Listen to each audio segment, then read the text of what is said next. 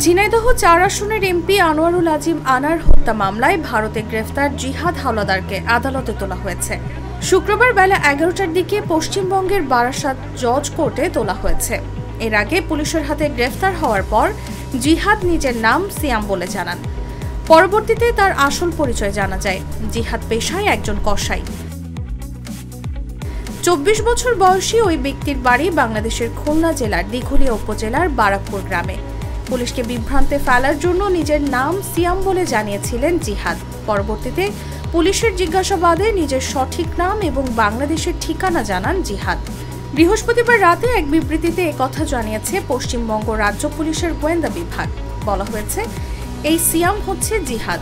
আত্মীয়রা মুম্বাই থেকে জিহাদ নামে পেশায় ওই কসাইকে নিয়ে আসেন। দীর্ঘ কয়েক বছর ধরে অবৈধ অনুপ্রবেশকারী হিসেবে মুম্বাইতে বসবাস করছিলেন জিহাদ। ২ মাস আগে তাকে কলকাতায় নিয়ে আসেন বাংলাদেশ বংশোদ্ভূত মার্কিন নাগরিক আখতারুজ্জামান শাহীন। তিনি এই পরিকল্পিত হত্যাকাণ্ডের মূল হোতা। প্রাথমিক জিজ্ঞাসাবাদে জিহাদ স্বীকার করেছেন আখতারুজ্জামানের নির্দেশে তিনি সহ ৪ জন ওই এমপিকে তার নিউ টাউনের ওই ফ্ল্যাটে শ্বাসরোধ করে হত্যা করেন।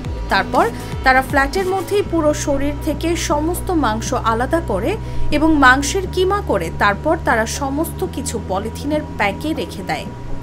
পাশাপাশি হাড়গুলোকে ছোট ছোট টুকরা করে প্যাক করে। তারপর সেই প্যাকেটগুলো ফ্ল্যাট থেকে বের করে দেয়। বিভিন্ন ধরনের পরিবহন ব্যবহার করে এবং কলকাতা ও আশপাশের এলাকায় ফেলে দেয়।